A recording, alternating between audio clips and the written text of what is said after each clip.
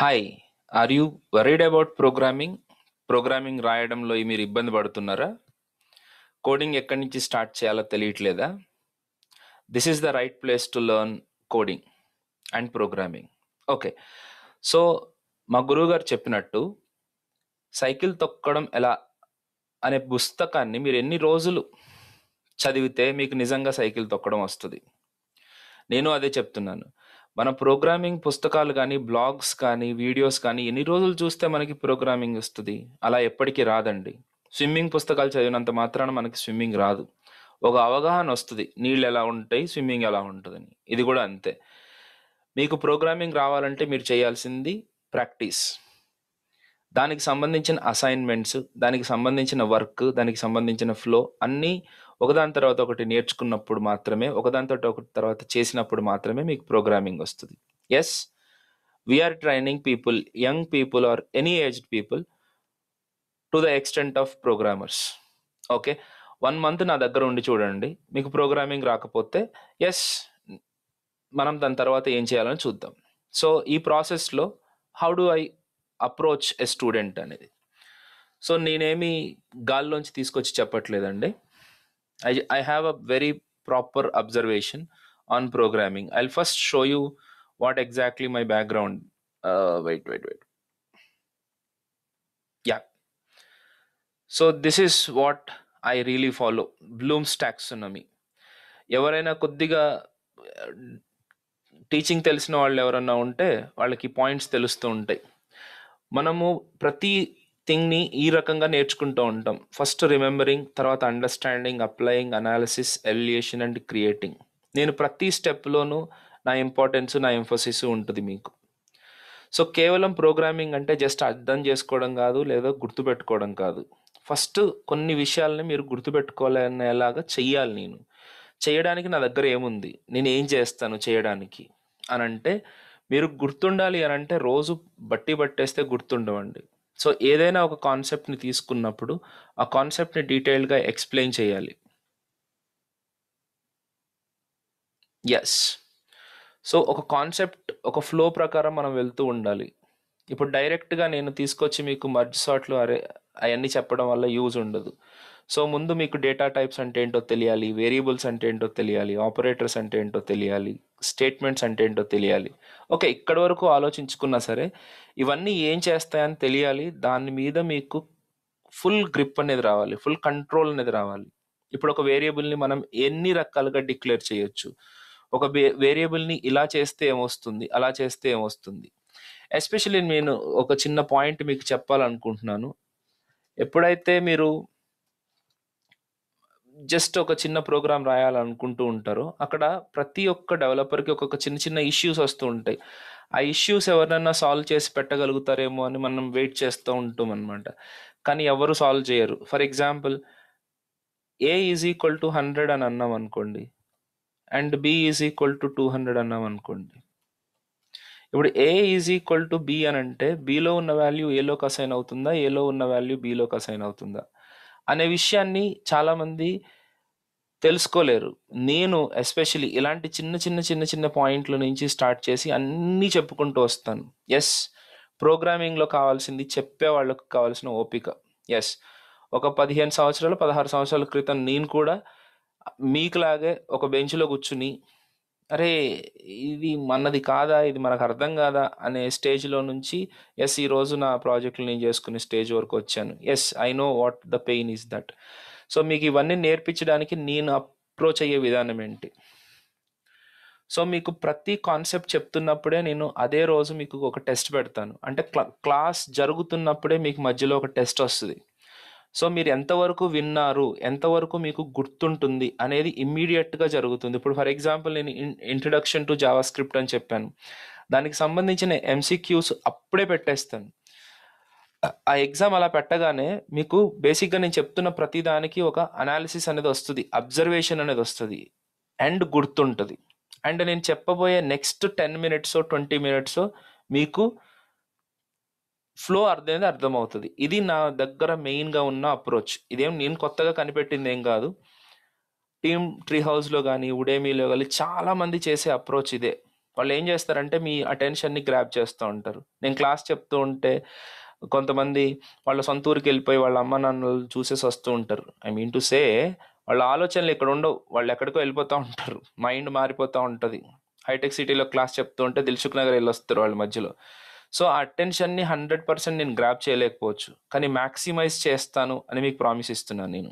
ఎలాగా నేను అది చేయబోతున్నాను అని అంటే, ప్రతి 10-15 మినిట్స్కి ఒక చిన్న టెస్ట్, ఒక ఎంసీక్యూస్ క్వశ్చన్స్ ఇచ్చేసి మీకు ఒక 5 మినిట్స్ వదిలేసానంటే మీరు ఇప్పటివరకు ఏం విన్నారు అనే దాని మీద మీకు ఒక అనాలిసిస్ వస్తుంది. అట్ ద సేమ్ టైం దీన్నే యాక్చువల్గా కొలాబరేటివ్ అప్రోచ్ అంటారు. దీంతో పాటు నేను ఇంకొకటి కూడా ఫాలో అవుతూ ఉంటాను. చెప్పేటప్పుడే మీకు ముందు క్వశ్చన్ అడుగుతాను, క్వశ్చన్ అడిగి దాని తర్వాత ఆన్సర్ చెప్పుకుంటూ దాని తర్వాత దాన్ని కాన్సెప్చువల్గా ఎలాగ డిస్క్రైబ్ చేస్తారో చెప్తూ ఉంటాను. సో మీకు ఈ అప్రోచ్ ప్రతి 15-20 నిమిషాలకి మీకు ఒక చిన్న ఎంసీక్యూస్ పెట్టడం వల్ల మీకు ఏమవుతుంది, ఎంసీక్యూస్ అంటే మల్టిపుల్ చాయిస్ క్వశ్చన్స్, డెఫినేషన్స్ కానీ దాని యాక్చువల్ మీనింగ్ కానీ మీకు మళ్ళీ రీఫ్రెష్ అవుతుంది. Are you getting me point? Yes. So ఇది కూడా అయిపోయిన తర్వాత దెన్ అది అండర్స్టాండింగ్ లెవెల్. క్లాస్ అయిపోగానే నేను మీకు అసైన్మెంట్స్ ఇస్తాను. క్లాస్ చేస్తున్నప్పుడు కూడా నేను అసైన్మెంట్స్ చేసి చూపిస్తాను. ఒక విషయం, ఒక డెఫినేషన్ చెప్పగానే ఆ డెఫినేషన్ని ఇది ఇలా పనిచేస్తుంది అని చెప్పి నేను వదిలేయను. దాన్ని ఎలాగ పనిచేస్తుందో నేను కోడ్ రాసి చూపిస్తాను. క్లాస్లో ఉన్నప్పుడే ప్రాక్టికల్గా కోడ్ రాసి చూపిస్తాను. ఒకవేళ మీరు ఎవరికి నమ్మకం లేకపోతే ఎస్, నా కోడ్ని మీరు హ్యాపీగా చూసుకోవచ్చు. ప్రతిరోజు నేను రాసే కోడ్ని నేను ఇలాగా ప్రతిరోజు రాసుకుంటూ వస్తాను. Where I'm working, what I'm doing is known to many of the people, but this is what my classes is all about. ప్రతిరోజు నేను ఏది చేసినా సరే దానికి కోడ్ రాస్తాను. ఒక జావా స్క్రిప్ట్లో నేను ఇంత కోడ్ రాశాను. మీరు కావాలంటే డే బై డే మీరు చూసుకోవచ్చు. దీంట్లో 16th కోడ్, ఇది 8th కోడ్, 7th కోడ్, ఇవన్నీ కోడ్స్ అన్నీ కూడా నేను క్లియర్గా మెన్షన్ చేస్తూ ఉంటాను, మెయింటైన్ చేస్తూ ఉంటాను. ఎస్, నేను రాసి చూపిస్తాను. So you will get understanding of that. After that మీకు కొన్ని అసైన్మెంట్స్ ఇస్తాను. ప్రతిదీ అసైన్మెంట్ క్వశ్చన్స్ ఆల్రెడీ ఉంటాయి మీ దగ్గర. దీంట్లో ఫర్ ఎగ్జాంపుల్ ఇప్పుడు మనం ఇఫ్ ఎల్స్ తీసుకుందాం. Wait a minute. ఒక ఇఫ్ ఎల్స్ అనే ఒక కాన్సెప్ట్లో మీకు ఇన్ని ప్రోగ్రామ్స్ ఉన్నాయి. నేను 17 ప్రోగ్రామ్స్ ఇచ్చాను మీకు. సో వీటిలో నేను చాలా మట్టుకు చేయిస్తాను, నేను చేసి చూపిస్తాను మీకు. సో మీతోటి కూడా చేయిస్తాను. సో దీంట్లో మీకు ఏమైతే ప్రాబ్లమ్స్ ఉన్నాయో వాటిని నేను ఇమ్మీడియట్గా ట్రేస్ చేస్తాను. దిస్ ఈజ్ మై అప్రోచ్ అండి. Train, test and trace. మీకు ఎంతవరకు అర్థమైంది? మీరు ఎక్కడ ప్రాబ్లమ్స్ ఫేస్ చేస్తున్నారు? కండిషన్ని మీరు క్రియేట్ చేయడంలో ప్రాబ్లం ఫేస్ చేస్తున్నారా? సింటాక్టికల్గా మీరు ప్రాబ్లం ఫేస్ చేస్తున్నారా? ఒక క్వశ్చన్ ఇచ్చినప్పుడు దాన్ని అర్థం చేసుకోవడంలో మీరు ప్రాబ్లం ఫేస్ చేస్తున్నారా? అసలు మీరు టైప్ చేయడంలోనే ప్రాబ్లమ్స్ ఫేస్ చేస్తున్నారు? కొద్దిగా చెప్తే మీరు ఇబ్బంది పడతారేమో కానీ సింగిల్ హ్యాండ్తో ప్రోగ్రాములు రాస్తూ ఉంటారు. నేను వాళ్ళ ఇన్స్టిట్యూట్లోంచి బయటకు పంపించేస్తా.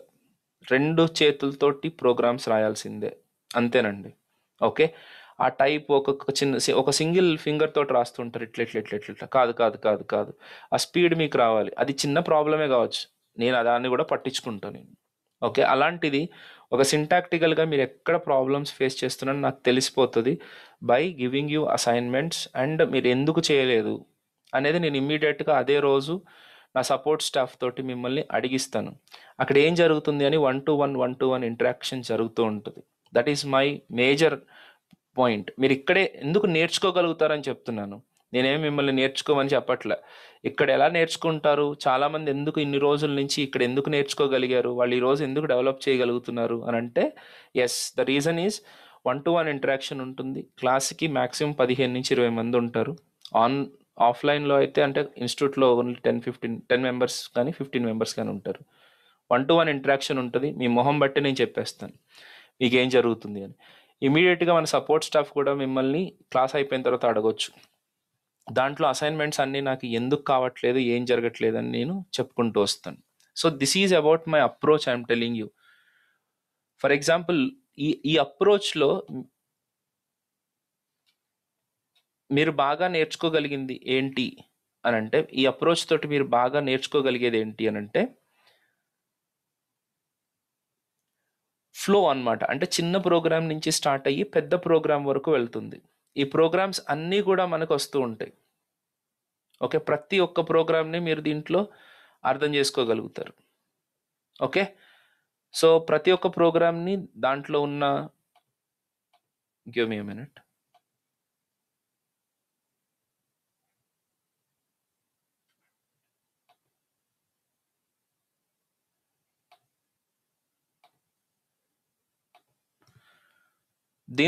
దీంట్లో ఉన్న ప్రతి ఒక్క ఫ్లోని మీరు అర్థం చేసుకుంటూ మీరు చేయగలుగుతారు అన్నమాట. సో ఇలా చేస్తూ ఉండడం వల్ల ఫస్ట్ స్టెప్ ఏంటి, సెకండ్ స్టెప్ ఏంటి, దాని కాంప్లెక్సిటీని నేను రెగ్యులర్గా చిన్నగా పెంచుకుంటూ పోతూ ఉంటాను కాబట్టి మీకు ఆ ఫ్లో తెలుస్తుంది. ఓకే, ఈ ఫ్లో చాలా ఇంపార్టెంట్. ఈ ఫ్లోలో వెళ్తే మీకు మంచి అప్రోచ్ అనేది తగులుతుంది. అలాగే నేను లూప్స్ అంటే ఫర్ లూప్స్ అనే కాదు, లూప్స్లో కూడా నేను అన్ని ప్రోగ్రామ్స్ చేపిస్తాను. అంటే స్టెప్ బై స్టెప్ దీంట్లో 36 కనపడుతున్నాయి, కానీ మోర్ దాన్ 50 ప్రోగ్రామ్స్ మీరు ఇక్కడే చేస్తారు ఈ ఫర్ లూప్స్లో. ఈ లూప్స్లో కూడా స్టార్టింగ్లో 1 to 10 ఎలా ప్రింట్ చేయాలనేదే మీ పని. అలాగే 10 to 1 ఎలా ప్రింట్ చేయాలి, ఈ లెవెల్తో వెళ్తూ ప్రింట్ బైనరీ వాల్యూ ఆఫ్ 8 ఆ లెవెల్ వరకు మనం వెళ్ళిపోతాం. సో దీంట్లో మనము మిస్ అయ్యే కాన్సెప్ట్ అంటూ ఏముండదు. ఓకే, సో దీనివల్ల మనకి ఫర్ లూప్ కానీ వైల్ లూప్ కానీ ఎలాగ యూస్ చేయాలి అనే దాని మీద మీకు ఫుల్ ఫ్లెడ్జ్డ్ గ్రిప్ అనేది వస్తుందన్నమాట. దీని తర్వాత నెస్టెడ్ ఫర్ లూప్స్ని మీరు హ్యాండిల్ చేసేటప్పుడు ఈ పర్టికులర్ వర్క్ అంతా మీతో చేపిస్తాను.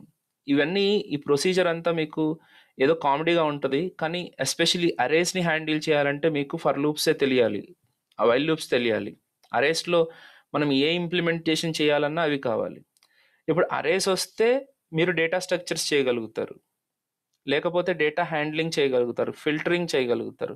సో ఇదంతా లింక్ అండి, దిస్ ఈజ్ అ లింక్.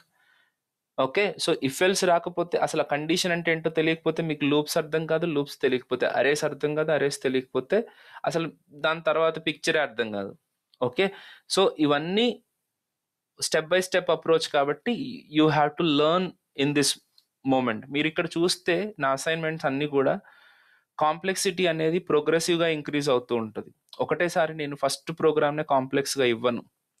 వీటన్నిటిని మీరు అన్ని రకాలుగా 90 వద్దులే 90% ఆఫ్ ద ప్రాబ్లమ్స్ అనేవి ఎక్కడెక్కడ ఫేస్ చేస్తూ ఉంటారో వాటన్నిటిని నేను ఇస్తూ ఉంటాను. ఆఖరికి నా దగ్గర ఆపరేటర్స్ మీద కూడా కొన్ని ప్రోగ్రామ్స్ ఉంటాయి, హయ్యర్ ఆర్డర్ ఫంక్షన్ మీద, ప్రతి దాని మీద. ఇప్పుడు ఆబ్జెక్ట్స్, జావా స్క్రిప్ట్ ఆబ్జెక్ట్స్, వాటిని ఎలా హ్యాండిల్ చేయాలి, వీటన్నిటి మీద ప్రోగ్రామ్స్ ఉంటాయి. అండ్ గ్రాఫికల్ యూజర్ ఇంటర్ఫేసెస్ మీద, ప్రతి దాని మీద మీకు ఇండివిజువల్గా ప్రోగ్రామ్స్ ఉంటాయి. So this is about my approach. మీకు చెప్పడం, క్లాస్లోనే చిన్న ఎగ్జామ్స్గా పెట్టి మిమ్మల్ని ఐడెంటిఫై చేయడం, తర్వాత వర్క్ ఇచ్చి మిమ్మల్ని చేయించడం. దీని తర్వాత మనము మోర్ దెన్ ఆల్మోస్ట్ ఆల్ ఒక 40 to 50 మినీ ప్రాజెక్ట్స్ చేసుకుంటాం, చిన్నవి. అంటే ఎలాంటి అంటే టు డూ లిస్ట్ కానీ, రేటింగ్ అప్లికేషన్ కానీ, లేకపోతే ఒక బ్లాగ్ లాంటిది డెవలప్ చేయడం కానీ, ఇలాంటి చిన్న అప్లికేషన్స్ అన్నీ మనం డెవలప్ చేసుకుంటూ రావడం వల్ల మీకే కాన్ఫిడెన్స్ వస్తుంది.